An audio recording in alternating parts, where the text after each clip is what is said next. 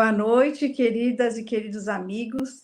Estou aqui hoje novamente. Meu nome é Ângela, como muitas pessoas já sabem, né? Estou aqui nessa segunda-feira, 2 de outubro, novamente, para apresentar um nosso novo programa, né? Um outro com um tema muito interessante, muito lindo, né? Muito caro, como eu sempre digo, todos os temas aqui são muito caros. Nós temos trazido questões bem caras, né? Defesa das crianças, do trabalho, da luta contra a ditadura. E hoje eu vim aqui apresentar os convidados que falaram do tema Direito dos Animais, Avanços e Retrocessos, com a participação e mediação da nossa querida companheira, muito combativa, que é uma pessoa que é ícone nessa luta, né, que é a Luciana Sinício. É uma grande defensora da causa animal. Quando a gente pensa em causa animal, a gente já pensa na Luciana, que conversará com a Deise Monteiro, vegana e protetora dos animais, o doutor Luciano de Paoli, advogado com especialização em direito digital, animal e ambiental, e Salvador Kuriev, ex-prefeito de Taubaté e idealizador do Serviço de Zoonoses do município. Então, a gente está aqui mais uma vez, né, pedindo a vocês para participarem do Geringonça toda semana, quando vocês puderem, tocar o sininho, divulgar para os amigos. Se não puder ver hoje, né, assistam amanhã, né, não puder assistir o programa completo, essas coisas, mas assistam, divulguem para os amigos, porque a gente está trazendo sempre temas bem importantes para vocês, tá bom? Então, Luciana, fica com você a palavra. Eu desejo um bom programa para todos. Obrigada, Ângela. Boa noite a todos que estão aqui, todas e todos, telespectadores, as pessoas que vão assistir depois. A função do Geringonça é trazer reflexão e pensamento crítico para todos os que estão assistindo. Tá? Hoje é dia da não violência, em homenagem ao aniversário de Mahatma Gandhi. E a gente tem os princípios da não violência defendido por ele, que a ONU defende também. E a ONU defende a erradicação da fome. A fome é uma violência. E dentro da causa animal, um dos princípios é a segurança alimentar. E aqui a gente não vai falar hoje sobre a segurança alimentar, mas o tanto que se é gasto no consumo de proteína animal daria para se obter mais recurso para as outras causas e outros finalidades. O Brasil, não só a questão da segurança alimentar, a gente também, dos direitos animais, a gente defende o meio ambiente, porque o Brasil é o país da maior biodiversidade do mundo. 116 mil espécies de animais estão aqui nos nossos biomas terrestres e marinhos, e 46 mil vegetais. A gente é referência. Não bastante, Lula, lá no Belém do Pará, ele se comprometeu que não vai derrubar mais uma árvore, né? Não vai precisar derrubar, e no COP30 ele talvez vai conseguir manter a meta da redução da pegada de carbono, né? A gente vai falar hoje sobre avanços e retrocessos dos direitos animais. E a gente teve o compromisso selado com o Lula desde o início, quando ele falou as questões dos direitos animais na educação, que nas escolas haveria educação e teria educação animalista ambiental. Esse é um fato que todas as escolas deveriam colocar no seu currículo escolar. Outra questão, quando ele entrou com a cachorrinha resistência, aquilo foi o maior símbolo. Ele levou a resistência à cachorrinha. Isso ele mostrou para a gente que ele tem interesse. E uma das pessoas responsáveis por isso também foi a Janja. E hoje em dia, a nossa luta, ela tem o gargalo, que é a luta de cães e gatos. E a gente sabe que nosso plano plurianual, a questão que mais votou no PPA participativo foi a questão do programa da castração. E isso nos rendeu, porque o Estado de São Paulo, sobretudo a cidade de São Paulo, foi a que mais votou, não só nas questões de saúde, mas também nas questões de direitos animais. Isso nos rendeu 1 milhão, promessa da Gleisi Hoffmann, 1 milhão de castração no Brasil inteirinho. Então, a gente vai cobrar e a gente vai lutar por isso no nosso estado também, né? E assim, a pergunta que não quer calar, será que os animais, eles têm direito mesmo? Será que eles têm direito de fato?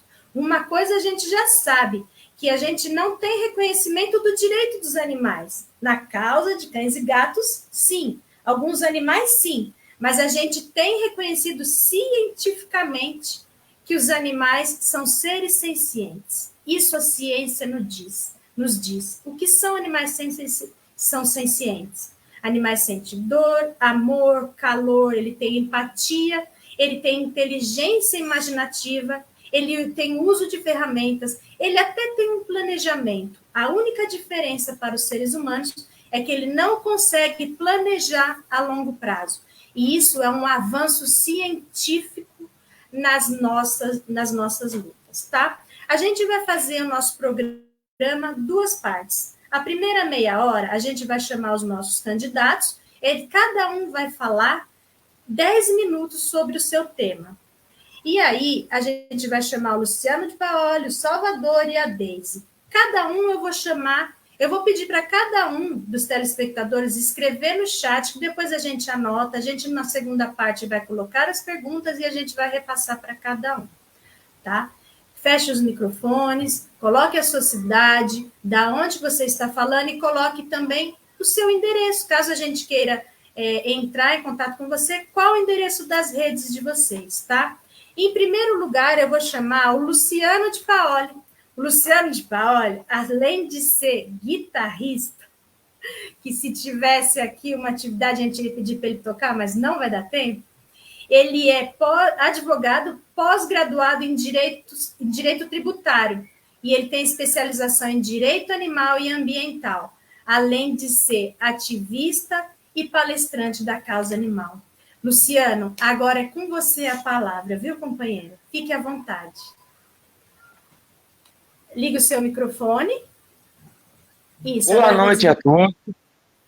É uma enorme honra estar participando dessa live de um tema tão importante, de suma importância, que é do direito dos animais, né? Nós sabemos que os animais são seres sencientes, reconhecidos pela ciência, pois eles sentem dor, saudade, tristeza, fome, isso já está comprovado pela ciência. Porém, nós estamos rumando no sentido de reconhecer os animais como sujeitos de direito. Os animais, eles têm direitos e interesses a serem observados. Primeiramente, eu gostaria de ressaltar o primeiro documento que surgiu com relação aos direitos dos animais, que foi a Declaração Universal dos Direitos dos Animais, lá na França, em Paris, em 1978, prevendo que os animais tinham que ser tratados com dignidade, com respeito, prevendo que a vida deles fosse colocada em primeiro plano e tudo mais. E a Declaração Universal dos Direitos dos Animais abriu precedente para que surgissem novas leis, tanto no Brasil quanto internacionalmente, no sentido de ver que os animais, eles têm direitos. Aqui no Brasil, as leis ainda são muito precárias. O artigo 5º da Constituição Federal fala no direito à vida. O direito à vida num sentido, um conceito amplo, geral e ilimitado, ou seja, abrangendo os humanos e os não humanos, que são os animais. E o artigo 225 da Constituição Federal, que fala muito por cima, né, do meio ambiente e do direito dos animais. Então, a Constituição Federal só tem essas duas brechas que falam sobre o direito animal, que é o artigo 5º, direito à vida, que é o direito garantir, direito fundamental, tido como cláusula pétrea, que não pode ser modificado nem por emenda, e o artigo 225. E temos as outras leis, as leis federais, a Lei 9.805 de 98, que é a lei dos maus tratos aos animais, que a pena é muito branda, né? A pena ia de 3 meses a 1 ano de detenção, mais multa para quem praticasse o crime de maus tratos. Essa lei foi alterada em 2020, que surgiu a Lei Sanção, que aumentou a penalidade. A penalidade foi para 2 a 5 anos de reclusão, mais multa, e no caso a perda da guarda do animal. No caso do proprietário que efetua o crime de maus tratos, ele perde a guarda do animal. Mas isso é muito pouco, nós sabemos que a lei é muito branda no Brasil. Para vocês terem ideia, fora do Brasil, em países avançados, como na Espanha, nós temos a tipificação dos crimes de maus tratos no Código Penal. Então, cada crime de maus tratos está tipificado no Código Penal lá. Por exemplo, zoofilia tem uma penalidade maior. Abandono de animais é outro crime com uma outra penalidade. E aqui no Brasil nós temos pouquíssimas leis nesse sentido. É só a Lei Sanção que fala, no geral, com uma penalidade para todos os crimes de maus tratos. Nós precisamos mudar isso, entrar na toada lá de fora, dos países mais avançados, né? E os animais, eles têm que ser reconhecidos como sujeitos de direito. O que quer dizer sujeito de direito? O animal, quando ele tem um status como sujeito de direito, ele pode ingressar na justiça pleiteando um direito seu, um direito próprio. Lembre-se muito bem do caso que ocorreu na Argentina. Teve o caso do orangotango que vivia no zoológico e ele passava por maus tratos. Ele sofreu muitos maus tratos e aí as pessoas ingressaram pelo orangotango e ele assinou a petição. E ele ganhou essa causa, ele ganhou o processo, ele foi retirado desse zoológico e foi levado para um santuário. E hoje nós já temos muitos casos assim, inclusive no Brasil. Os avanços no Brasil estão acontecendo no judiciário, nos julgados, né? Na jurisprudência, esses avanços estão ocorrendo no Brasil, primeiramente do que nas leis. Temos os casos do reconhecimento das famílias multiespécie. O que é a família multiespécie? A família multiespécie é o pai, a mãe, o filho, o tio, e hoje o animal faz parte dessa família multiespécie. Ele é considerado como membro da família e ele tem seus direitos preservados como membro da família. Outra causa que está ocorrendo pela jurisprudência, consagrado pela jurisprudência, é o caso do divórcio entre o casal. No caso do divórcio, nós temos hoje a guarda compartilhada e a pensão alimentícia. Então, o juiz, quando analisa o caso, havendo litígio, ele vai analisar tudo. Quem tem mais condições para bancar o animal, né? Ou seja, para ingressar com dinheiro, porque o animal ele necessita de cuidados veterinários, ele necessita de ração de boa qualidade, ele necessita de tudo isso que a pessoa que tiver mais condições financeiras, o juiz vai avaliar. O juiz avalia também o princípio da afetividade. Com quem que o animal tem mais afeto? Com o marido? Com a mulher? Então, tudo isso é analisado para o juiz tomar uma decisão. Então, tomando uma decisão, existe a guarda compartilhada. Igualmente, quando é o filho do casal. O animal fica maior parte do tempo, por exemplo, com a mulher, e no fim de semana ele fica com o marido. Ele passa sábado, domingo, e depois ele retorna ao convívio da mulher. Também nos condomínios nós temos um avanço. Hoje os animais têm direitos nos condomínios. Eles têm direitos a andar nas áreas úteis e comuns do condomínio. Há uma certa tolerância com relação ao barulho do animal, porque o modo de se expressar do animal é através do latido. Então, há muitas pessoas que no condomínio reclamam, e nós recebemos, como advogados, muita reclamação em condomínio. Só que a gente sabe que tem que haver uma certa tolerância, porque assim como a criança faz barulho, e hoje em dia tem muitas crianças em condomínios, os animais também fazem certo barulho.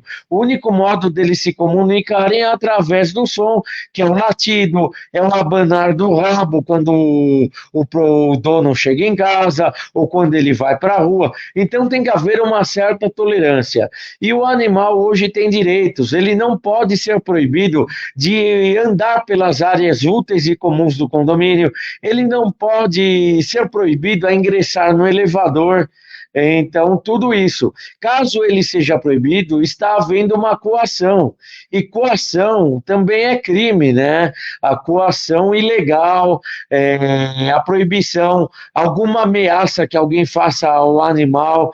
E ao proprietário cabe buscar seus direitos na justiça, entrando com uma ação de indenização na esfera civil, indenização por danos morais e materiais. E a justiça está aí, consagrando vários direitos dos animais, e cada vez mais o animal obtendo esses direitos. Temos também outros direitos dos animais aí. Os animais hoje têm direito nos cachorródromos públicos. Hoje os cachorródromos públicos viraram uma espécie de queridinho aí do Brasil, de São Paulo, né? Eu lembro que eu lutei pelo primeiro cachorródromo do Brasil aqui no Parque da Aclimação, há 10 anos atrás, quando ninguém conhecia. As pessoas até zombavam, né, da ideia. Não sabiam que era um centro de lazer canino. O seu cachorro entrar e brincar em liberdade e em segurança, porque você tem 2 portões de contenção. E hoje, na cidade de São Paulo, nós obtivemos essa garantia, esse direito. Eu lembro que quando eu lutava, o prefeito, na época, quem era o prefeito? Era o Fernando Haddad.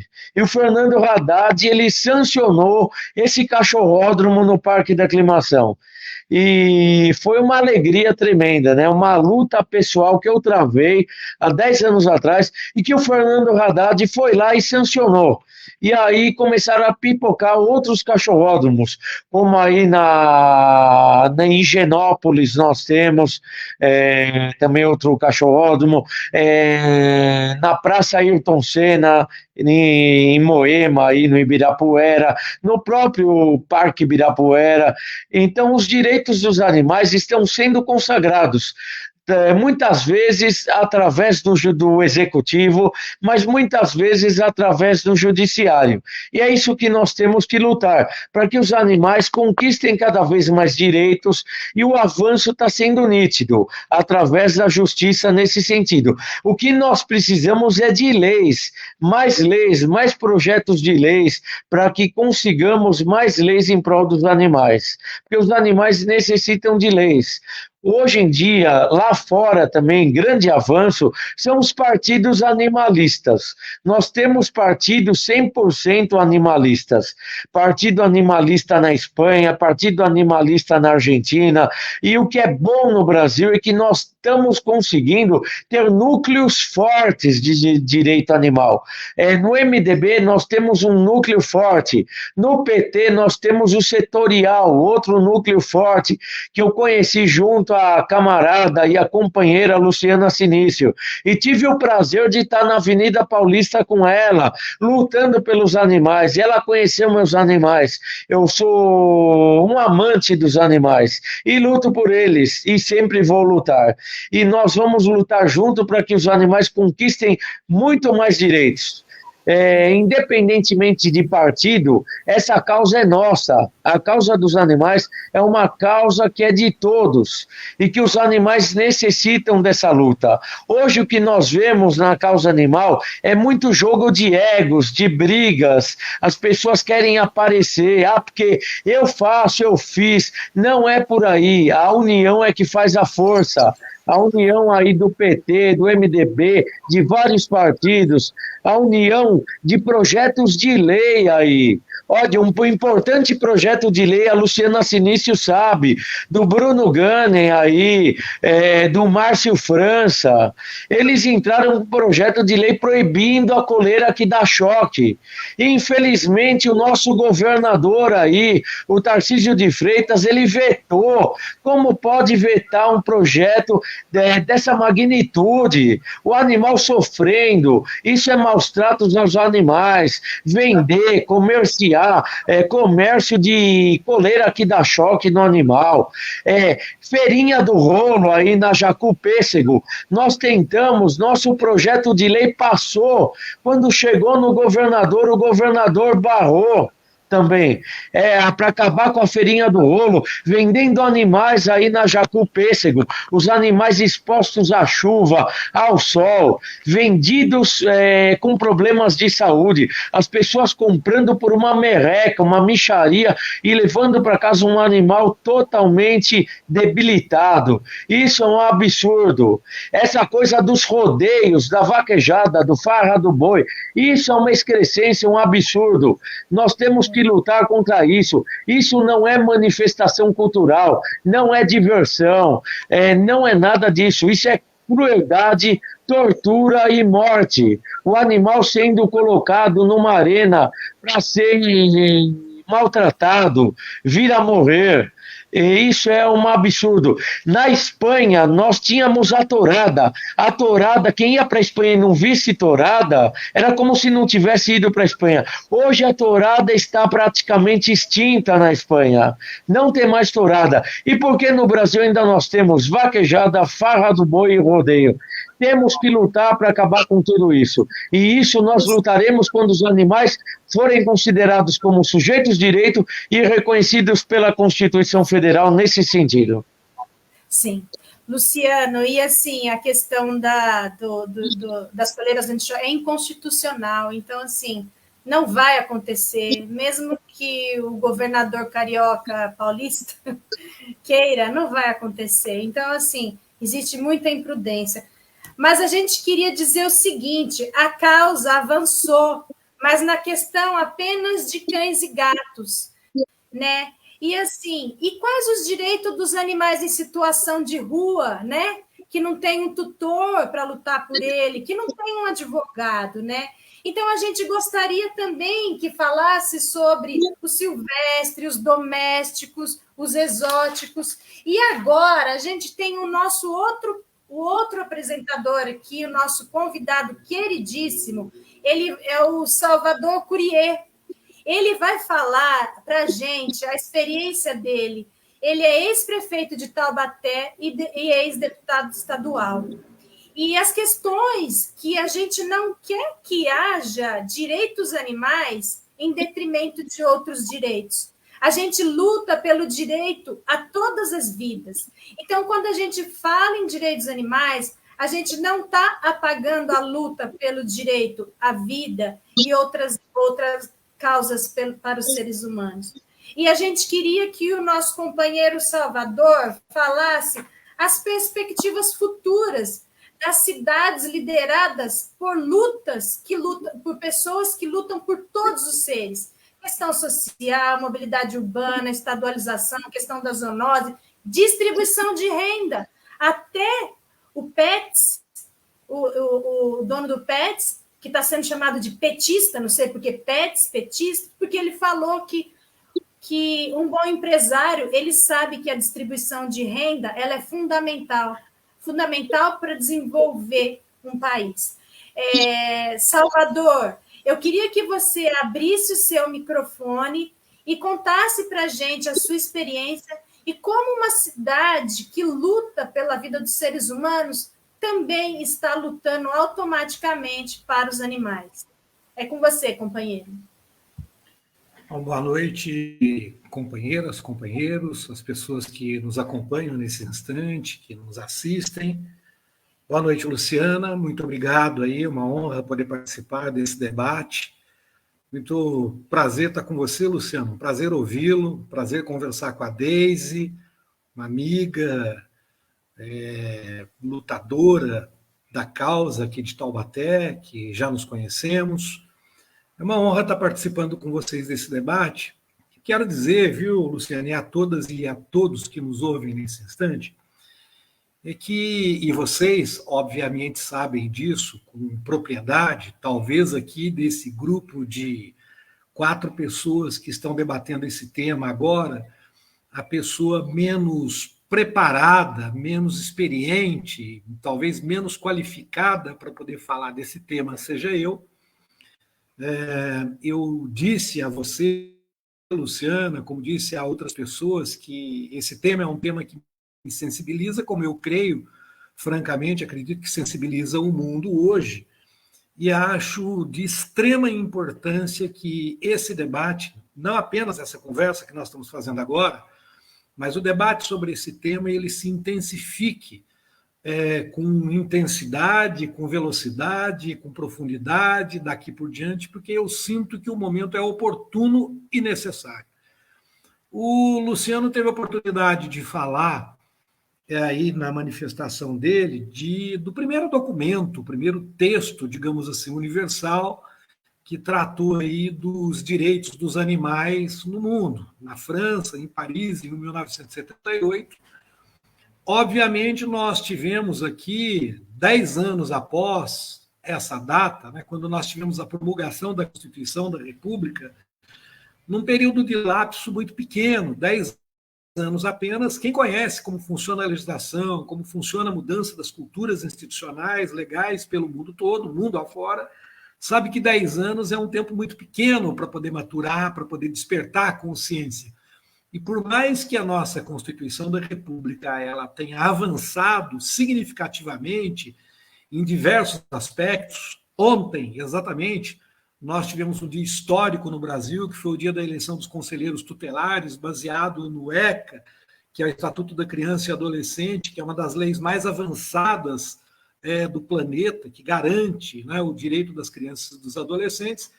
Obviamente que nós não avançamos do ponto de vista das regras, da legislação, em todos os campos, entre os quais o direito dos animais, como nós avançamos no campo dos direitos das crianças, dos adolescentes, enfim. E quando eu fui prefeito, Luciana, eu fui prefeito, você me apresentou, eu fui prefeito em 1º de janeiro de 89. A Constituição da República havia acabado de ser promulgada. E naquele momento, quer seja no mundo, quer seja aqui no Brasil, a gente vivia aquele momento de extrema dicotomia, de discussão, de debate, de divergência, de crítica àquelas pessoas que militavam no campo das políticas ambientais e no campo dos direitos dos animais, que era aquilo que a gente chamava na época de eco-chato, de biodesagradável, porque abriam a boca para poder fazer a defesa de interesses do meio ambiente, né, em todo seu significado, toda a sua amplitude, e eram bastante criticados. Né? Passados esses 30 anos que a gente vem de lá para cá, 35 anos, muita coisa mudou. Mas o arcabouço jurídico, e muito bem disse o doutor Luciano, companheiro, eu conheço lá o seu cachorródromo, porque eu trabalhei na administração do Haddad, e eu casualmente moro em frente ao Parque da Aclimação em São Paulo, já vi lá. Como eu morei em Higienópolis e conheci o cachorródromo também lá na Praça Buenos Aires, parabéns pela luta, a gente sabe que o arcabouço legal nosso avançou pouco. Eu hoje trabalho na Assembleia Legislativa, eu sou assessor da bancada do Partido dos Trabalhadores. Esse tema não é um tema afeto à minha responsabilidade, eu sou engenheiro de formação, e, embora discuta a questão no campo da infraestrutura, no campo da mobilidade, do transporte, as questões de interesse de avanços sociais, como as ciclovias, as ciclofaixas que foram feitas no governo do Haddad, o Luciano disse que foi com a Luciana, lá na Avenida Paulista. Eu tenho muito orgulho, viu, Luciano? Muito orgulho, Luciana. A Deise também, não sei se vocês sabem disso. Eu fui o chefe da área de engenharia da SP Trans que dirigiu a implantação da ciclovia da Paulista. Lutamos muito. Veja que num período tão recente, nós tivemos que lutar muito, o Haddad teve que lutar muito, nós tivemos que lutar muito para poder conseguir os avanços, porque nós tivemos, inclusive, ações concretas, intensas, do Ministério Público, do Poder Judiciário, do Tribunal de Contas, para poder tentar impedir que a gente tentasse humanizar a cidade naquilo que diz respeito aos meios de transporte, aos meios de locomoção, à mobilidade. E, obviamente, que essas dificuldades a gente enfrenta também no campo dos direitos dos animais, né?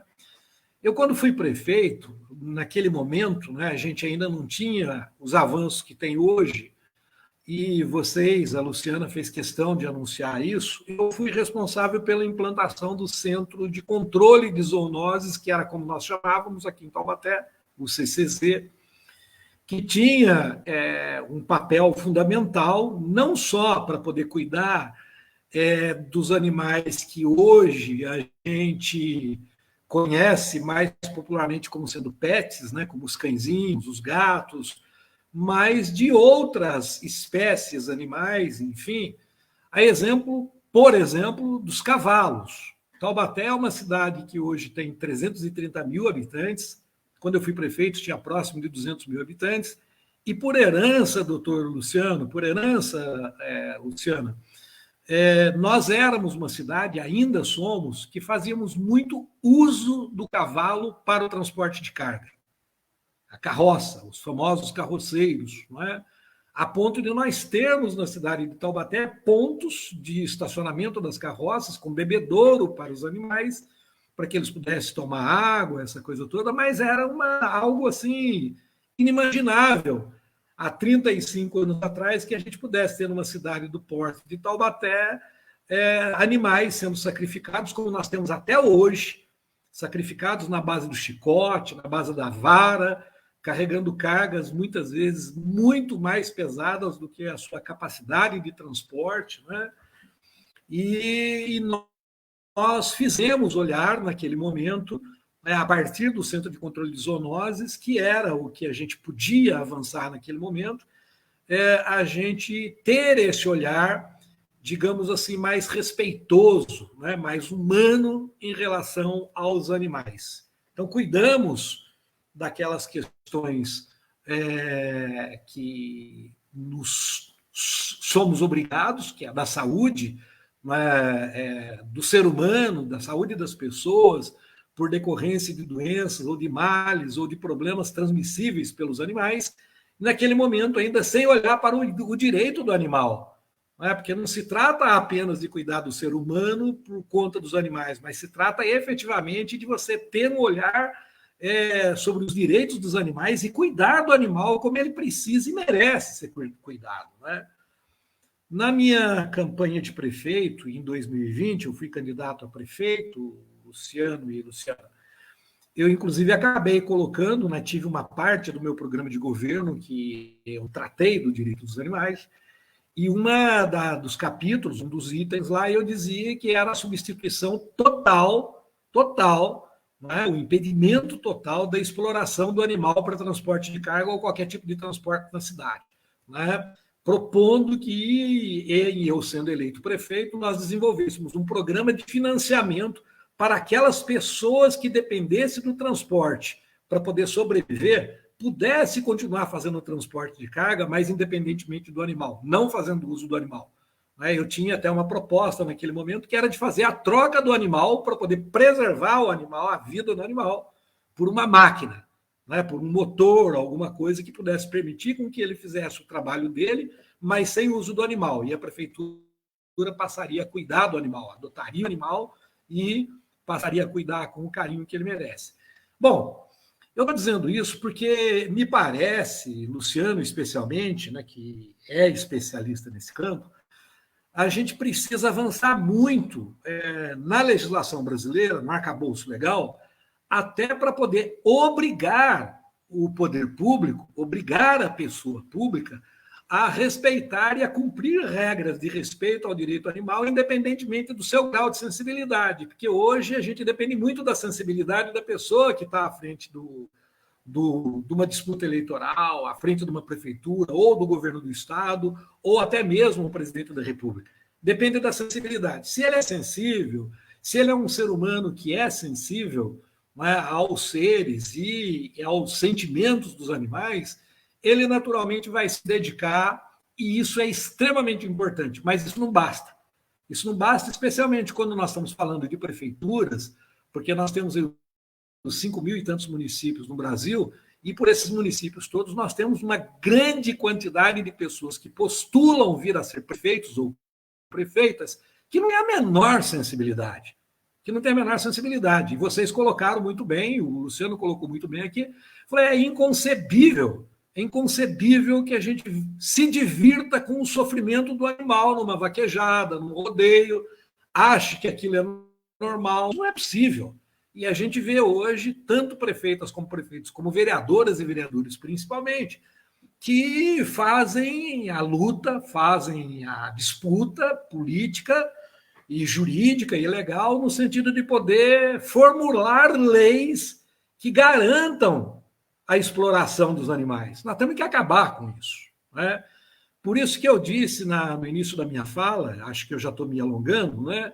Mas eu disse na minha fala que eu sinto que esse debate é de extrema importância, Luciano, é de extrema importância no nosso partido, né? A partir do setorial, enfim, mas é de extrema importância que nós façamos esse debate de forma ampla na sociedade, porque daqui a pouquinho nós estaremos aí fazendo a disputa eleitoral com vistas às eleições municipais em 2024, onde dezenas de milhares de vereadoras e vereadores serão eleitos, onde quase 6 mil prefeitas e prefeitos serão eleitos, e nós precisamos fazer esse debate para que a gente possa sensibilizar ainda mais aquelas e aqueles que já são sensíveis, mas principalmente fazer a disputa e obrigar aqueles que não são sensíveis, que sabem que a hora que estiver sentado na cadeira de prefeito, que estiver sentado numa Câmara de Vereadores, terá a obrigação de respeitar os direitos dos animais.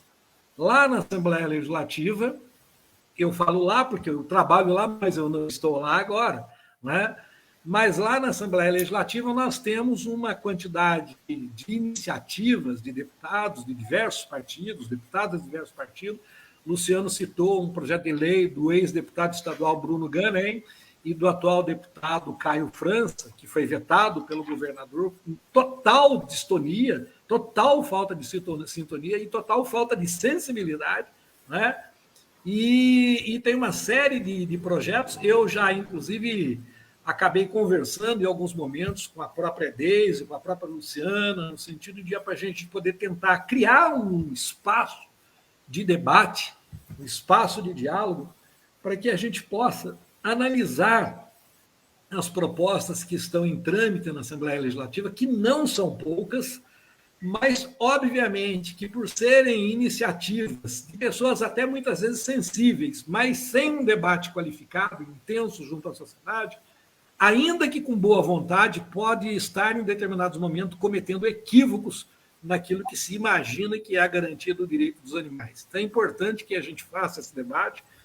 Eu me sinto, digamos, especialmente privilegiado por poder estar participando desse debate agora, porque por força da sensibilidade eu entendo a importância, mas mais do que pela sensibilidade, eu quero apurar a minha responsabilidade para poder ajudar nesse debate, não só aqui na minha cidade, mas no ambiente da Assembleia Legislativa, no ambiente do Partido dos Trabalhadores, onde eu milito, e que eu possa ser mais um cidadão, né, consciente da importância da preservação dos direitos dos seres cientes, né, que são os animais, para que a gente possa, de fato, construir um mundo melhor. Eu não vejo possibilidades de que a gente construa um mundo melhor sem que a gente respeite o meio ambiente, sem que a gente respeite, né, o ser humano e sem que a gente respeite os animais nesse contexto de respeito para que a gente possa construir um mundo melhor. Então, é a minha palavra de início,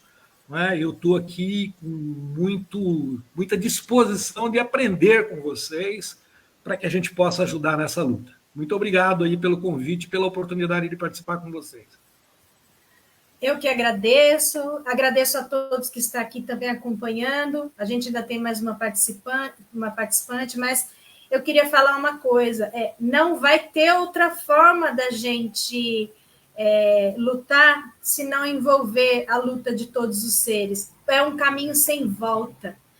E eu me lembro que essa semana mesmo, uma pessoa comentou lá no grupo, e você também falou, que a gente, às vezes, não consegue conscientizar uma pessoa, mas a gente consegue sensibilizar.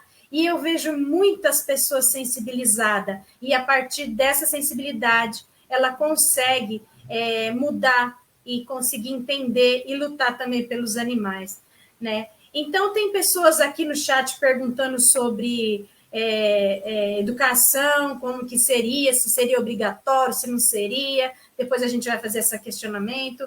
A questão de situação, os animais em situação de rua, o que fazer com eles, né? A população de baixa renda, o que garantiu 1 milhão de castrações é para a população de baixa renda, que a Gleisi Hoffmann anunciou em 2024, né? E eu queria que vocês, que estão participando aqui, deixassem também o contato de vocês, porque o pessoal que está assistindo está pedindo. Gente, deixa aqui no chat o contato de vocês. A gente está aqui no YouTube, né? Está no Facebook também passando, mas o pessoal que está no Facebook, a gente não consegue ler a pergunta de vocês, a gente só consegue ler aqui o pessoal do YouTube. Então, as perguntas que estão no YouTube, algumas a gente vai responder, tá?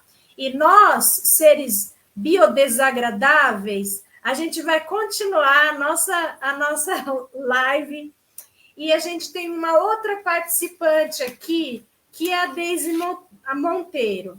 Ela é de Taubaté, ela é mãe vegana, é ativista, gateira de nascença, mãe era gateira. Ela é expert em fazer mutirões, e não só na cidade de Taubaté, mas ela já tem uma experiência lá de Mauá, né?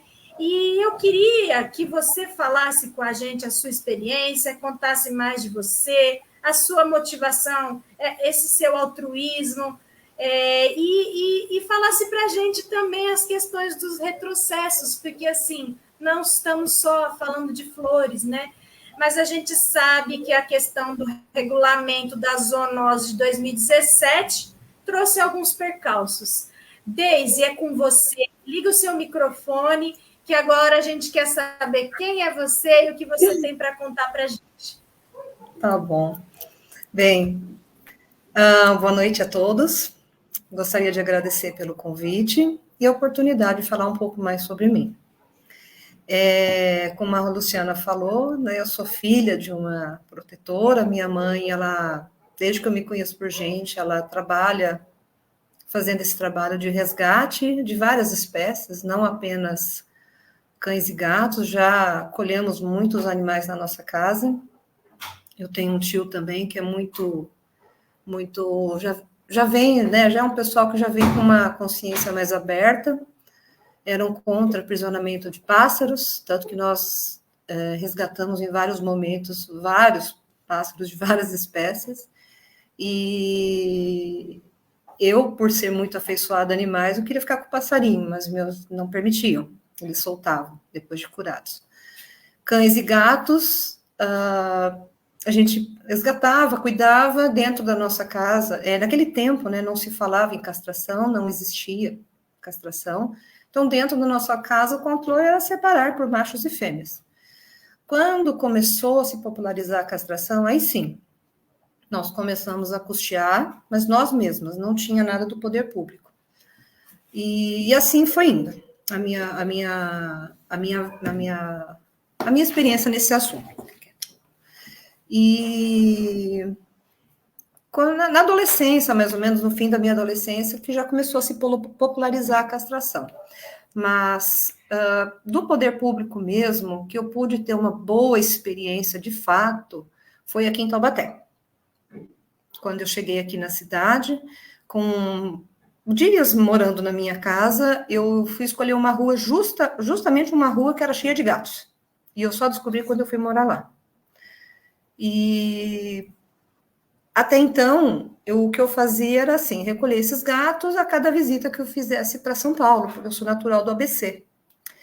E uma vizinha, felizmente essa vizinha acabou fazendo amizade comigo, eu estava grávida ainda do meu filho mais velho, e essa vizinha me falou sobre o CCZ daqui da cidade, e ela estava próximo de ter uma data para poder levar um cachorrinho para castrar.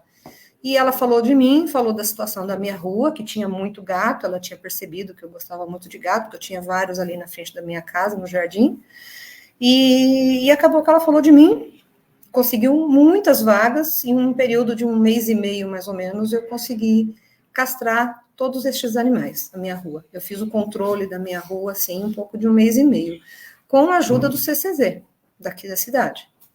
Então, assim, na minha opinião, é o melhor procedimento que nós temos na cidade, castração, melhor recuperação. Os profissionais, os médicos veterinários, a equipe técnica deles é excelente, tá? Eles já me ajudaram com todo tipo de ajuda que não seja somente castração. Então, é uma equipe altamente qualificada, mas, lamentavelmente, é mal aproveitada. Ao longo desses anos, eu estou morando em Taubaté, vai completar 11 anos em dezembro. E ao longo destes anos, eu organizei muita castração, através de ajuda do CCZ, boa parte das vezes, e algumas vezes, assim, me juntava com algumas amigas, precisava atuar em algum local, e ali acontecia da gente ganhar a castração de algum veterinário específico, não, eu dou as castrações para vocês fazerem. Então, a gente capturava, e depois devolvia, né, que eu tenho muito gosto em praticar o SED, que é captura, esterilização e devolução. Então, tudo isso tem que ser feito num prazo de 24 horas. Através desse tipo de trabalho, eu consegui fazer controle em muitos lugares mesmo. É possível, sim, ser feito esse trabalho. Eu não acho que seja só Taubaté, eu acho que pessoas corretas, pessoas honestas, protetores de fato comprometidos com a causa, né? Eu falo especificamente de cão e gato, porque a causa animal ela é muito mais abrangente. E falando de cão e gato, é possível o município ter a colaboração dos protetores, porque tem muita gente boa nessa cidade, e que é comprometida, e que, nossa, se dessem a oportunidade que a gente pede há anos, Taubaté não estaria do jeito que está. Zoonoses para tudo quanto é bairro, alguns estão críticos já. Eu já cuidei de alguns gatos com esporotricose, já tive a ajuda do CCZ para cuidar de um gatinho com esporotricose, que até então ele não era domiciliado, era não domiciliado, mas a pessoa que alimentava ele se prontificou a adotá-lo. Então, agora ele está com essa pessoa, com essa moça. Então, assim, eu acho que a gente tem tudo para executar um bom trabalho, mas, por falta de interesse, tá bom, Aninha, um beijo.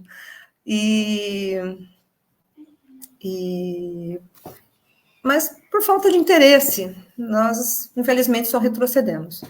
Antigamente, nós tínhamos muito... quando eu cheguei em Taubaté, assim, como eu falei, eu nunca havia conseguido castração através de sistema público, somente privado. Quando eu cheguei em Taubaté, foi um mundo que se abriu para mim, porque eu tive a oportunidade de castrar muito. Naquela época, já se reclamava muito da demora para poder castrar. Já se reclamava muito. Hoje, praticamente ninguém castra. Eles afirmam que tem 28 castrações diárias. Não tem. E se tem, eu não sei o que acontece, porque eu estou há mais uns 2 anos, pelo menos. Eu nem peço mais, porque não adianta, não saem essas vagas. Então, acabaram nos tornando refém de um único mutirão, que inclusive acabou nesse final de semana. Então, assim, animal procria o ano inteiro. Não existe essa de ser só um único mutirão. Não resolve. Eu acredito que existe condições, sim, de existir uma parceria entre o município e os protetores. A prefeitura tem condições de ceder um carro para que sejam, por exemplo, no meu caso, se deixar por mim, eu pego todos de uma vez só. Eu tenho, ao longo desses anos, eu comprei 3 armadilhas, né, gatoeiras, né, como o pessoal popularmente chama.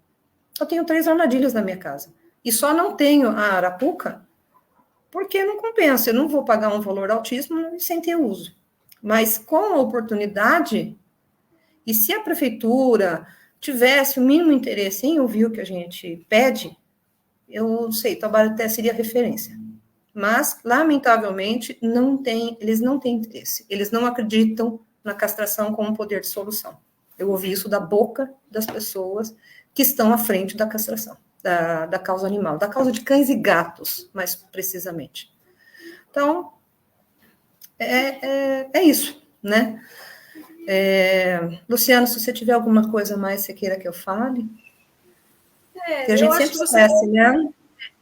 Eu acho que você tem muita coisa para dizer quando você fazia as palestras nas escolas. Sim. Aqui tem uma companheira né? Ela fazia mutirão também nas escolas, a Aninha. E assim, a gente pode passar para a segunda parte da nossa live, que é respondendo as questões. E tem muita gente perguntando a respeito da educação, né? E a gente sabe que as nossas crianças, elas são o futuro da humanidade, né? Então, a gente está cavando a nossa própria sepultura se a gente não tiver um olhar especial para essas causas que têm novos preceitos morais, novos olhares. E assim, eu queria fazer uma pergunta para cada um. E o que a gente foi comentando aqui, a Magali falou que no projeto que é Para Viver de Bem com os Bichos, na época ela também tinha esse olhar. Algumas vezes a gente perde, outras vezes a gente ganha, mas a gente está sempre caminhando. Eu vou fazer uma pergunta para cada um. Eu vou começar com o Luciano, porque como ele foi o primeiro, depois eu vou fazer uma pergunta para o Salvador e depois eu vou fazer para a Deise.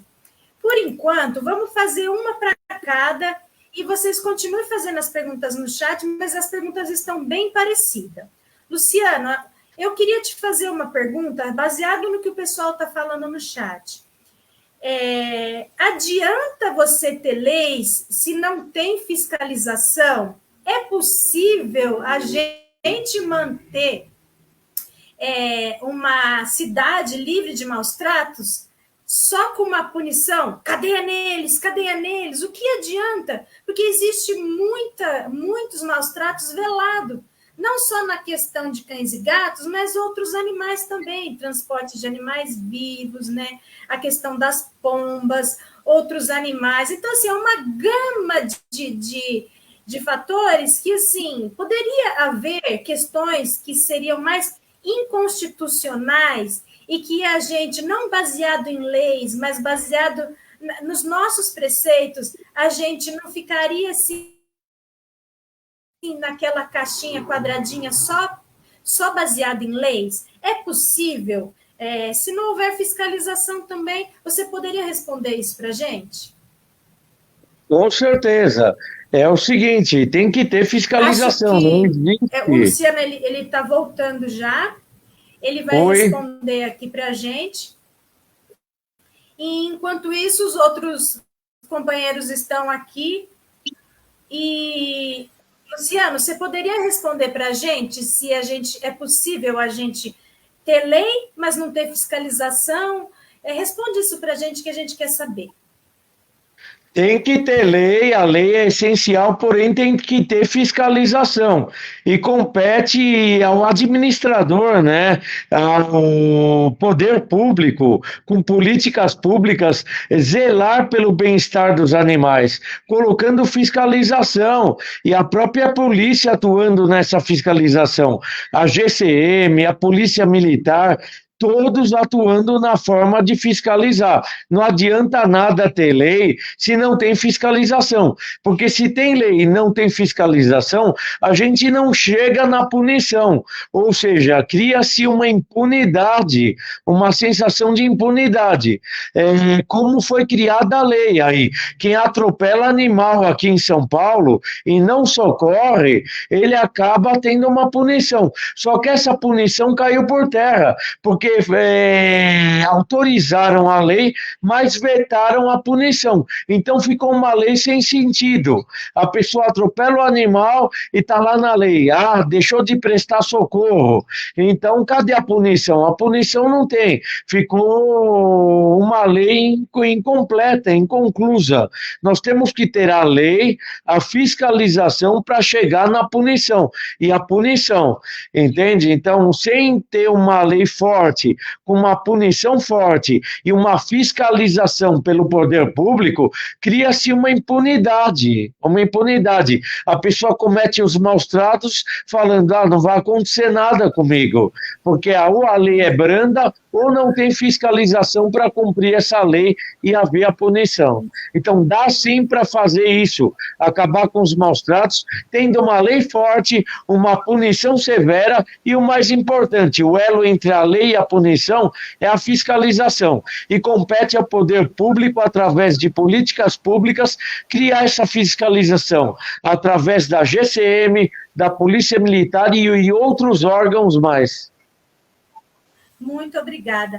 Ô, Luciano, mas também tem uma questão aí que é complicada, porque, assim, a gente tem leis municipais que fala que o animal comunitário, ele não é de responsabilidade, por exemplo, da cidade, do poder público, porque ele tem tutores, que são as pessoas. Então, e outra questão, quando você atropela um animal, a maioria das pessoas, ela sai correndo, e você nem sabe quem atropelou, e geralmente quem socorreu é um protetor, é uma pessoa que está ali, e ela não consegue nem ter acesso à delegacia dos animais, né? As delegacias, elas não têm esse olhar para os animais. Então, assim, a violência que recai sobre os animais, ela está diretamente ligada à violência doméstica. Então, assim, poderia também ter essas questões voltadas para as delegacias e também uma responsabilidade administrativa, porque o cidadão comum acaba ficando muito pesado para ele ter que arcar por todos os custos.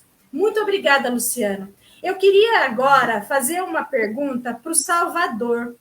A pergunta, apesar das questões da gente ter entrado nesse embate da educação, a pergunta é sobre educação. É possível haver a obrigatoriedade de uma lei, não sei como que vai funcionar, que obrigue as escolas a colocar no seu currículo a educação ambiental animalista? Como que a gente faz isso? Primeiro a gente faz a lei, ou primeiro a gente faz um movimento cobrando que haja essa lei? Qual é o caminho mais rápido para a gente conseguir uma educação ambiental animalista? Você pode responder isso para a gente, Salvador?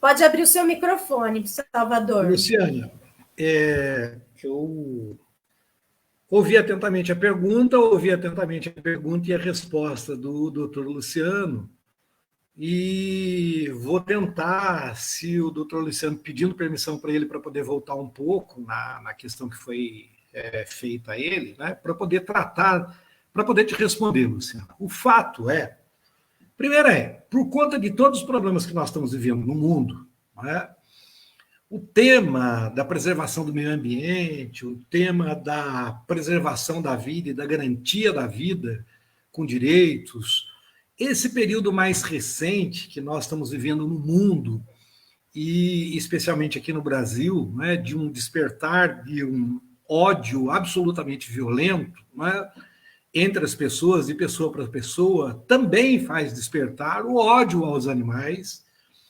E nós vivemos, nesse período mais recente, um agravamento da situação de animais que deixaram de ter uma situação de vida menos complexa, menos controversa, e passaram a viver numa situação de vulnerabilidade, em situação de rua, por conta da pandemia, que fez com que muita gente no mundo e aqui no Brasil, por uma questão até de sobrevivência, ainda que não por inconsciência, por maldade ou por ódio, mas por necessidade de sobrevivência, tivesse necessidade de priorizar a sua subsistência, a sua sobrevivência de seus filhos, e deixaram de dar atenção aos seus animais, aos seus pets, enfim, e a gente teve um agravamento da situação nesse período. O fato é que não dá para a gente poder perguntar, eu acho que não é o adequado a gente perguntar se quem vem primeiro é o ovo ou a galinha, se é a lei ou é a consciência. É um processo que tem que caminhar junto, por isso que esse debate precisa ser feito. Nós precisamos avançar na construção do arcabouço legal, né? Nós precisamos avançar na construção das leis, mas nós precisamos avançar na consciência, na sensibilidade, especialmente na consciência política das pessoas que fazem política, que têm responsabilidade ante as políticas públicas, quer seja do Poder Legislativo, quer seja do Poder Executivo, porque quando a gente tem consciência, quando a gente tem sensibilidade, quando a gente tem responsabilidade, muitas vezes, mesmo na ausência da lei, a gente consegue avançar. E quando a gente tem falta de sensibilidade, falta de responsabilidade, ódio, mesmo com a existência das leis, a gente vai continuar tendo problema. Então, a pergunta que foi feita ao doutor Luciano, muito bem feita, claro, e muito bem respondida, mas é fato que a gente precisa ter lei e precisa ter mecanismos de fiscalização. Mas, por outro lado, a gente sabe que a estrutura que o poder público dispõe em todos os seus lugares, em todos os lugares do mundo, nos países mais ricos, nas sociedades mais ricas e nas que têm mais dificuldade, obviamente, os problemas são maiores, mas a gente não consegue resolver todos os problemas ao mesmo tempo. Eu, inclusive, tenho, por força da minha formação, do meu ponto de vista, eu sempre que posso fazer a discussão para a gente poder fazer a implementação de uma política pública que parta da educação, que parta da formação, que parta da conscientização da sociedade e do governante, eu penso que é melhor do que a gente pensar numa estrutura de fiscalização, porque a estrutura de fiscalização ela está diretamente atrelada ao vício da corrupção. Todas as vezes que você tem um mecanismo de fiscalização, você acaba dando um jeitinho de ter alguém que vai pedir propina para poder fazer vista grossa por um problema, e aí a gente vai se deparar com outros problemas. Tem que ter fiscalização? Claro que tem que ter. Mas eu vi aqui, entre as várias perguntas, as várias manifestações, alguém que diz que não adianta ter lei, ter fiscalização, se não tem uma infraestrutura pública para poder fazer o acolhimento desses animais, por exemplo. É fato. Então, você veja, a gente precisa fazer lei, a gente precisa ter mecanismos de fiscalização, a gente precisa ter mecanismo de punição, a gente precisa ter infraestrutura e estrutura para acolhimento e tratamento desses animais. Então, é uma questão de extrema complexidade que, por isso, exige o debate da sociedade, principalmente nesse momento que nós estamos aí à porta do início, vamos assim dizer, né, no ponto de largada da corrida eleitoral para o ano de 2024, para que a gente possa fazer com que a gente tenha o máximo possível no país todo de candidatas e candidatos às câmaras de vereadores e às prefeituras com consciência, com responsabilidade, com sensibilidade. Ainda que a gente não venha ter 100% das pessoas, dos partidos, né, das cidades que tenham consciência, mas se a gente tiver 1, 2, 3, uma dezena, uma centena de pessoas que pelo país todo ajam com esse nível de consciência, né, esse nível de responsabilidade, eu não tenho a menor dúvida que a gente vai avançar. As conquistas, elas não são simples. Eu quero aqui traduzir, se me permitem, fazendo aqui uma pequena variação no tema, mas quando a gente discute, por exemplo, o direito dos trabalhadores, tem gente que não consegue enxergar que direito dos trabalhadores, férias, 13º, insalubridade e não sei o quê, foi a partir de luta das entidades, de luta dos trabalhadores, de luta dos sindicatos, e tem gente que continua achando que foi o patrão bonzinho que resolveu que ia dar aumento de salário, que ia dar 13º, que ia dar férias, e não é isso, são décadas de lutas, décadas de luta. O doutor Luciano deve conhecer com muita propriedade, por sua especialidade, eu sempre cito exemplo quando a gente discute as demoras que existem no Brasil, especialmente, para a gente aprovar uma determinada lei, qualquer que seja, em qualquer que seja o seu campo. Eu sempre cito um exemplo da Bélgica, que levou décadas para poder aprovar uma lei que regulamentasse o passeio com os pets. nas áreas públicas da Bélgica, que é uma das sociedades mais conscientes, mais avançadas do mundo. Não é? Levou décadas para poder aprovar uma legislação que fosse adequada, e nem sei se é perfeita, mas levou décadas para poder discutir. Então, o fato é que a gente vai ter, que a gente tem uma luta que pode levar décadas, mas a gente tem que atuar em todos os campos, em todas as frentes. Então, quando a gente fala da educação, independentemente de ter lei, Luciano, independentemente de ter lei, hoje é assim, e a gente tem que aproveitar esse momento, né? Que tem gente que fala das políticas ESG e não sei o quê, e preservar o meio ambiente. Eu me lembro quando eu fui prefeito, Luciano e Deise, eu conheci um prefeito que ele estava muito entusiasmado com essa coisa da defesa do meio ambiente e do verde. Prefeito de uma cidade pequena.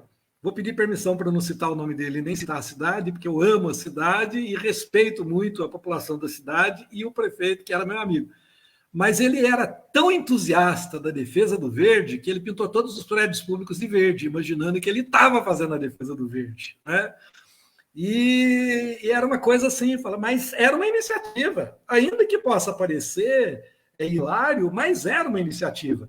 Então, veja, hoje, essa coisa do modismo, do ESG, enfim, nós temos que debater sobre essa questão de introduzir a educação ambiental, o direito dos animais em todas as escolas. Eu vi aqui uma pergunta se era possível a gente introduzir esse tipo de aprendizado na pré-escola.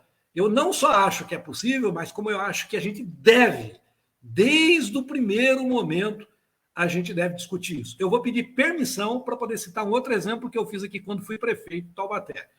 Eu fiz um projetinho, Luciano, Deise não conhecia, Luciano não conhece, projetinho muito simples. Né? A gente começava a discutir aquela questão do lixo que não é lixo, né? Do material que é reciclável e que, na verdade, custa uma fortuna. Então, o que eu fiz? Eu fiz uma coisa muito simples. Eu peguei esses tambores grandes, pintei de 4 cores, azul, amarelo, verde, enfim, vermelho, coloquei nas escolas, né?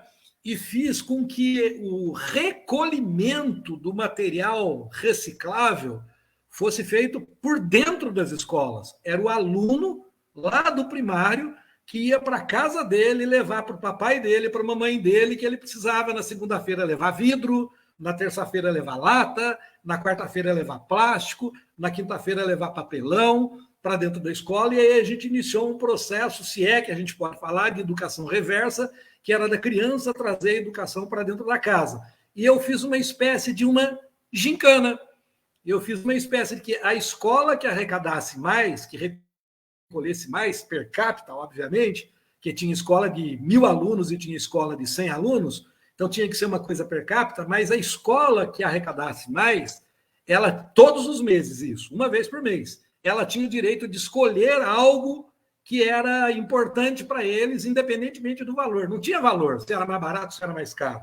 Mas eu lembro que teve escola que escolheu que eu pintasse a escola toda, teve escola que as janelas da sala de aula eram voltadas para o sol e o pessoal pediu cortina. Naquela época não existia internet, né? Não existia a tecnologia que a gente tem hoje, podcast, YouTube, Netflix, não tinha nada disso, né? Então, o que a gente tinha de tecnologia era videocassete. Então, teve escola que pediu videocassete, porque arrecadou mais. Então, era um processo inverso, né, da gente fazer com que as crianças levassem a educação para dentro de casa. Essa questão do direito dos animais é algo que a gente pode introduzir, e as crianças são sensíveis, as crianças são muito mais humanas, as crianças são muito mais empáticas, né? E a gente pode sensibilizar as crianças para que as crianças levem esse debate para dentro de casa, para que a gente possa criar consciência. Criada a consciência, despertada a consciência, evidentemente que uma lei menos bem feita, ela vai ter eficácia.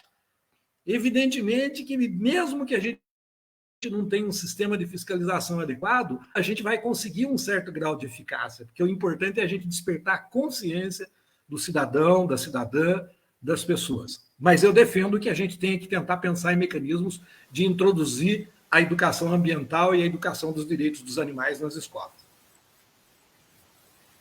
Muito obrigada, Salvador. Eu acho que você respondeu bem e eu queria agradecer e dizer que sim, então é possível. Quem vem antes, o ovo ou a galinha, né? Então a resposta foi dada, né? E a gente tem um pessoal perguntando sobre as vacinas, sobre a questão de ainda continuar perguntando da castração, né? Eu vou fazer uma pergunta para a Deise, mas a gente depois, antes de terminar, a gente tem algumas palavrinhas para falar. Deise, se você puder responder bem rapidinho, será que se a gente voltasse um pouquinho atrás na história, a gente conseguiria recuperar as vacinas que foram perdidas por conta do novo regulamento? Mas eu queria, na verdade, saber outra coisa para você, Deise, porque na outra live me perguntaram a questão dos gatos da aclimação, né? De novo, gente. E aí, é possível zerar a reprodução nas colônias de gato com uma política pública voltada para a castração, que ela seja regulamentada, que ela tenha protocolos e que não fica a demanda de pedidos ou mutirões anuais ou mutirões que às vezes não são tão eficientes. É possível zerar a reprodução dos gatos, que é a que mais reproduzem? É possível, Deise? Abre seu microfone e responda para a gente. Não só é possível, como eu sou a prova disso. A minha rua está controlada. Outros pontos onde eu trabalhei também está controlado. E, felizmente, eu levei consciência para alguns lugares, onde as próprias pessoas passaram a fazer, não precisaram mais de mim. Porque eu não me importo em ajudar ninguém, né? Se quiser me mandar para aclimação, para trabalhar lá com os gatos, pode me mandar. Quiser me mandar para Fernando de Noronha para atuar nos gatos lá, pode me mandar. Eu não tenho problema, eu faço com o maior prazer. Esse é um grande prazer que eu tenho na minha vida. Mas eu não acho certo ficar só comigo. Eu acho que sim. Eu tenho que levar informação, eu tenho que levar conscientização para a pessoa continuar o trabalho a partir dali.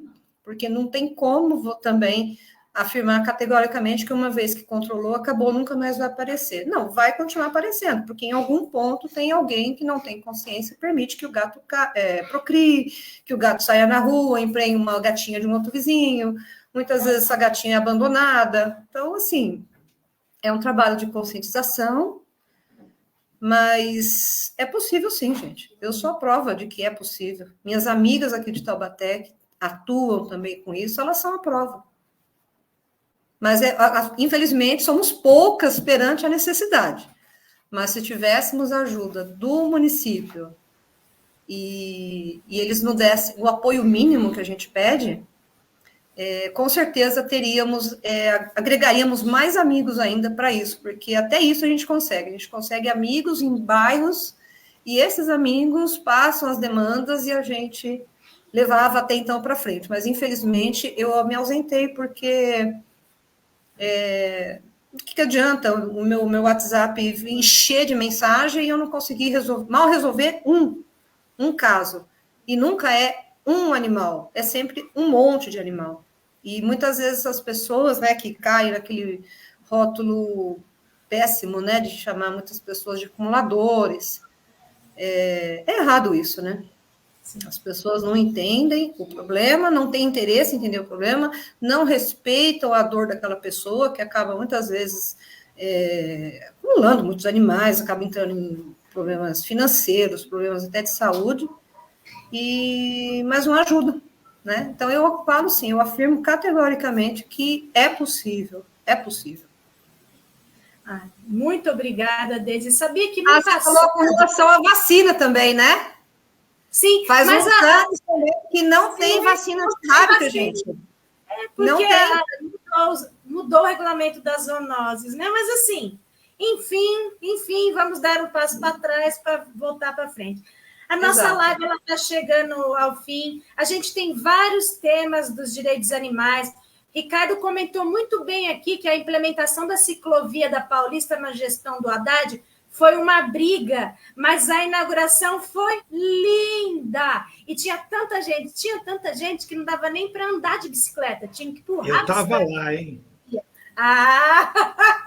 Foi linda, foi muito bem. E assim, a gente tem que lutar contra fake news, porque qualquer tentativa que a gente vem aqui para falar a verdade, qualquer pessoa que estiver aqui vai saber que a gente está falando a verdade. A gente tem que lutar contra isso. Então, a gente tem as nossas redes, que é gov.br.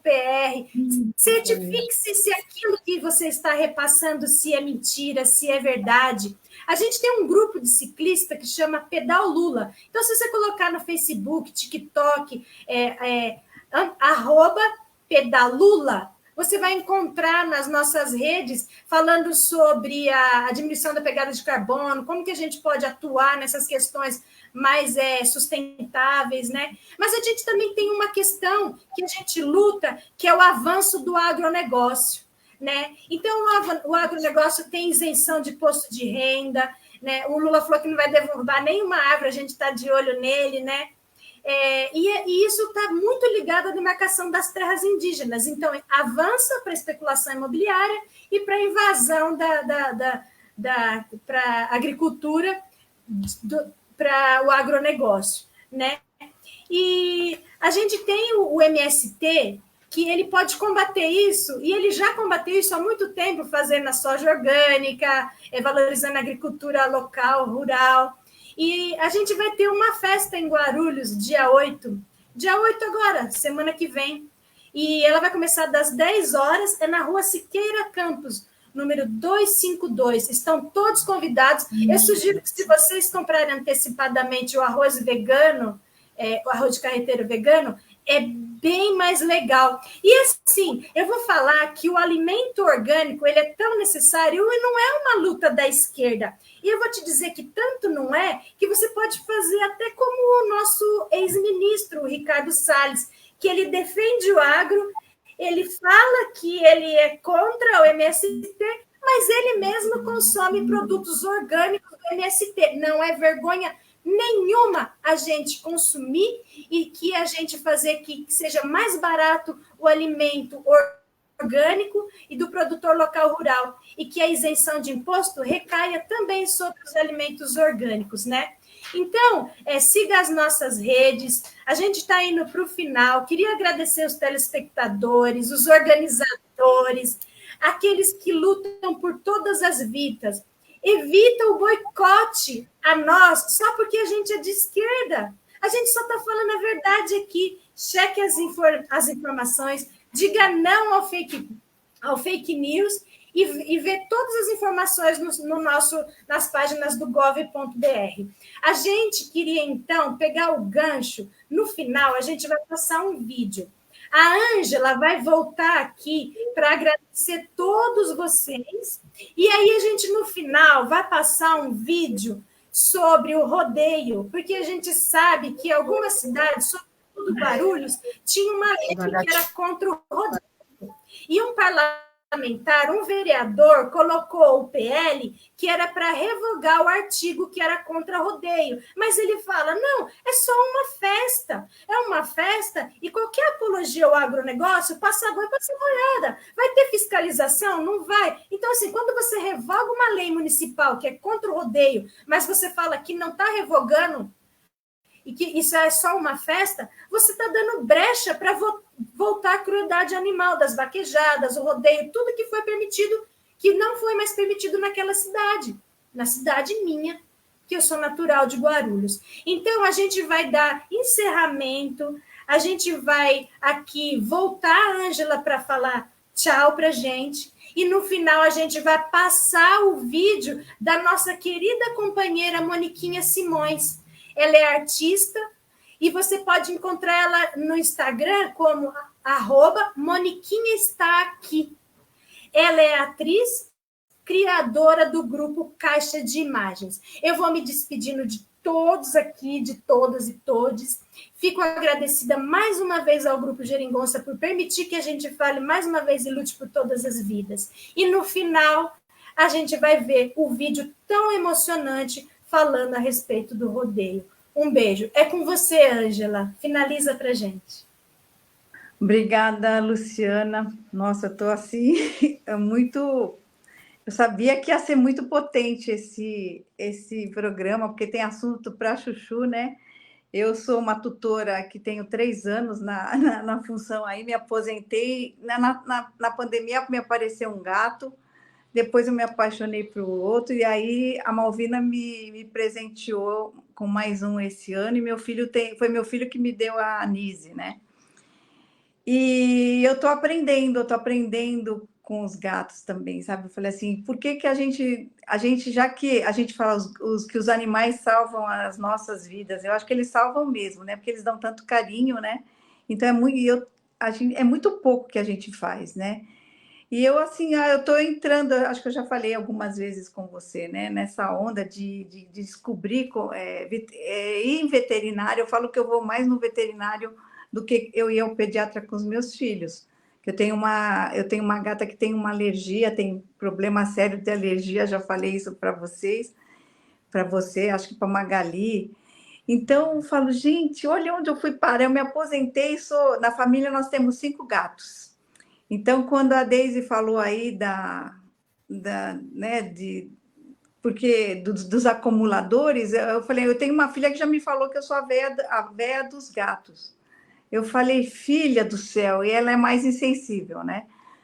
Eu falo, meu pai do céu, mas eu fico já contando quantos anos eu vou ter, quantos anos eles vão ter, quem vai morrer assim, eu não quero morrer antes dele, sabe?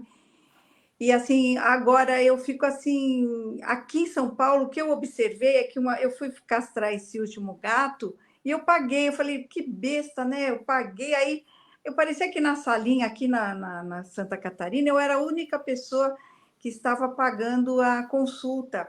Então, aqui parece que tem, não sei se eu estou errada, vocês me corrijam, uma facilidade. Você liga no 56 e faz um agendamento, que acho que daria. Meu filho já fez pela prefeitura, eu que paguei a castração de um, que é um preço também que era razoável, não achei dessas clínicas muito caras, e tudo deu certinho, né?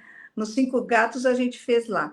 Então, parece que aqui ter uma facilidade. Então, acho que a gente, Deise, tem que exigir o que São Paulo faz, porque para mim parece que está eficiente, não está, né? Eu paguei um valor razoável, acho que foi 250 a última castração do meu, e porque numa clínica, numa Vetinasa da vida, daria R$1.000. Então, ali foi 250, achei razoável, eu marquei lá. Mas só que lá também tem gratuito. Então, e você liga no 156, eu falei, tem algumas coisas que funcionam, né? Parece que estão funcionando nessas clínicas. E eu falo porque eu sou jovem aí nesse cuidado com os bichinhos. Então, assim, impressionada, Salvador, que felicidade que os taubatenses, eu tenho colegas que trabalharam no SERPA, na Delegacia da Receita Federal de Taubaté, tenho muitos amigos de Taubaté, não sabia que eles tinham um prefeito tão bacana, fiquei impressionada aí com essa sua proposta de substituição dos animais, né, por um carrinho, uma outra forma de transporte, tirar os bichinhos. Quanta gente, né, importante, com quanta Luciano aí falando dos direitos dos animais, falando até, né, da Constituição Meio Ambiente, eu estudei um pouquinho disso. E é tão bom saber que tem tantas pessoas, né, em todos os temas que a gente traz aqui, trazemos pessoas que são muito envolvidas, muito queridas, muito comprometidas e estimulam, né, inspiram a gente. Muito obrigada a vocês 3, tá? Luciana, contem com Geringonça e vamos divulgar. Quem não pôde ver hoje, assistir hoje, ouvir, vai ouvir nos próximos dias, tá bom? Muito obrigada, fiquem com Deus. Gostei do boné aí atrás, viu, Ângela? Aqui tem todas. Tudo bem. Aqui é São Bernardense. Maravilha. É isso. Agora eu sou gateira. Eu só esqueci de falar para você, Luciano, desde Salvador, até a Ângela colocar no chat, ou então falar, dizer tchau cada um e falar as suas redes. E aí a gente coloca o vídeo e encerra, Ângela. Pode ser assim? Pode, querida. Luciano, abre o seu microfone, fala rapidinho as suas redes, contato, depois Salvador, Deise, e a gente coloca o vídeo.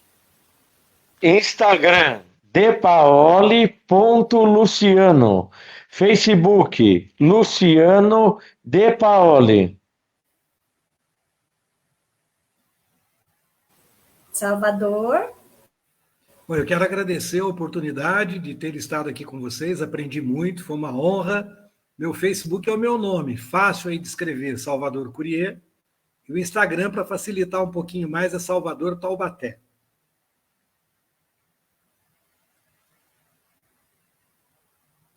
Deise. Bom, gostaria de agradecer a oportunidade, gostaria de agradecer o convite. E, Ângela, bem-vinda ao Clube dos Gateiros.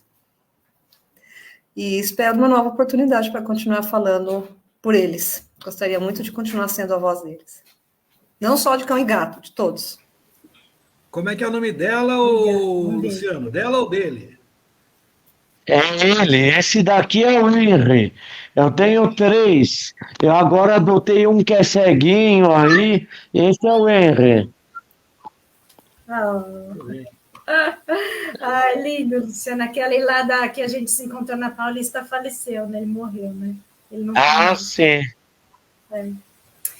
Gente, a gente vai passar o vídeo. Um abraço para vocês. Fiquem sempre ligados. Acompanhem Geringonça, acompanhem todos que falam sempre a verdade. Um beijo, gente. Um beijo. Obrigada, Fernando, Bel, Renata e todos aqui.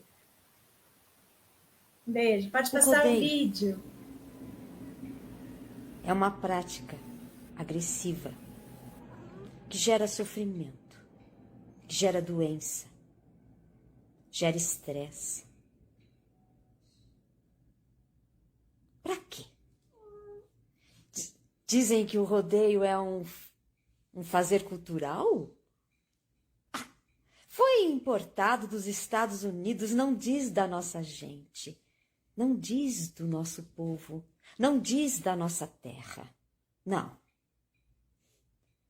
O fazer cultural genuíno, potente, é um fazer cultural que surge de um trabalho coletivo, que surge de uma consciência coletiva, de pertencimento a um tempo e espaço, de pertencimento a um mundo muito maior do que nossas pequeninas vontades agressivas e competitivas. Não gera emprego. Que emprego gera? A gente não quer morte, a gente quer vida. A gente não quer sofrimento, a gente quer alegria coletiva. Não ao rodeio. Ele não nos acrescenta, só nos diminui.